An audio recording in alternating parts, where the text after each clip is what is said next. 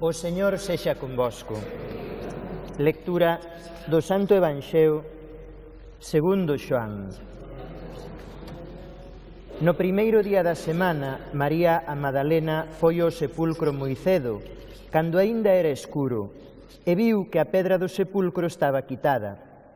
Botou a correr e chegando onde a Simón Pedro e onde a outro discípulo a quen amaba Xesús, díxolles: colleron do sepulcro o Señor, e non sabemos onde o puxeron. Pedro e mailo outro discípulo saíron correndo cara ao sepulcro.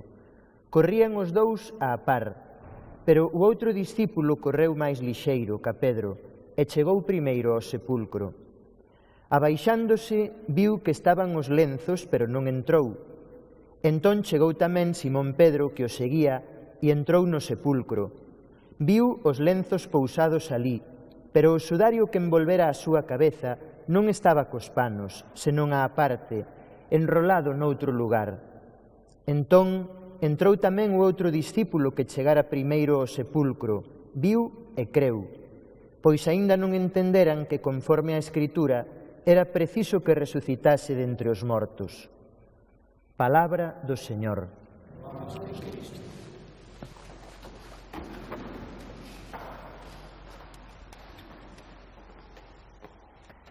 Hai un señor que se dedica a investigar algunhas frases destas que poñen nas lápidas dos difuntos. E hai aquí algunha que me fixeron gracia porque ten que ver con esa retranca entre sogras e xenros e todo eso. E pon aí o marido na tumba da sogra: que atopes tanto descanso como paz me deixas. Aquí repousas e repousas ben, ti descansas e nós tamén. Señor, recíbea coa mesma felicidade coa que eu xa envío. Xa estás no paraíso e eu tamén. Son así tonterías retranqueiras, pero de alguna maneira, sabedes o que teñen isto? Que hai unha luz na vida eterna, na resurrección tamén, senón non poñerían isto. Pero non teñades perda, que tamén lle responde a sogra en outro lado: descansa en paz ata que volvamos a encontrarnos. Esa é a resposta dela.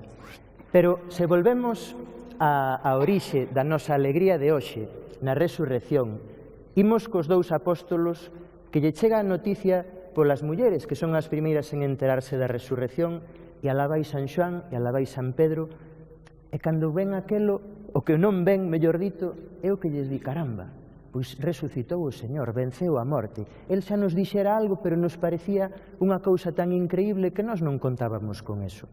Eu quería deixarvos hoxe tamén, os da casa e os aquí presentes, como dúas mensaxes moi pequeniñas. Primeiro, o Señor está vivo, Creo que isto necesitamos recordalo moitas veces. Acabamos de estar meditando a paixón do Señor, como padeceu por nós, como sufriu, como se entregou. Ben, correcto, moi ben, porque iso fai moitos santos.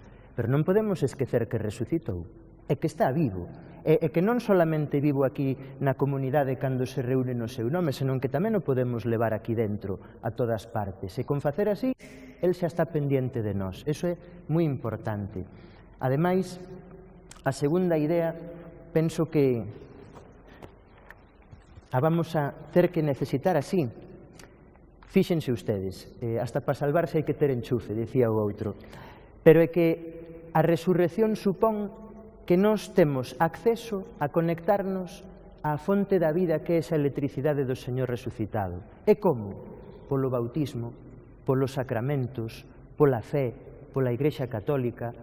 Temos unha cantidad de bens e de riquezas que non a podemos deixar en ningún momento morrer nós, porque a posibilidade de que nos unamos e nos incorporemos ao que lle pasou ao noso Señor, témola a man.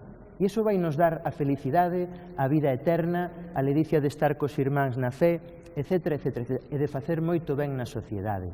Porque esa é a pinguiña de sal e de luz que necesitamos todos. E nós agradecemos moitísimo que a recibíramos no seu momento. Hoxe é o domingo dos domingos. Non estaríamos aquí se non sucedera isto que hoxe lemos nas lecturas, que o Señor resucitou. E por eso nós queremos honralo e veneralo de tal maneira cada domingo que esteamos así como a gusto en familia.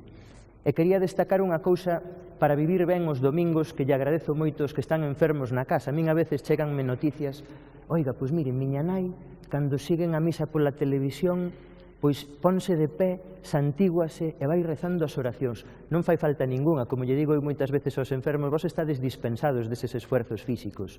Pero que bonito é ver como hai xente con moita fe, o lé a súa fe, que se mete na ceremonia sabendo que eso nos vai a levar ao momento culminante do noso Señor, a súa morte e a súa resurrección, misterio central.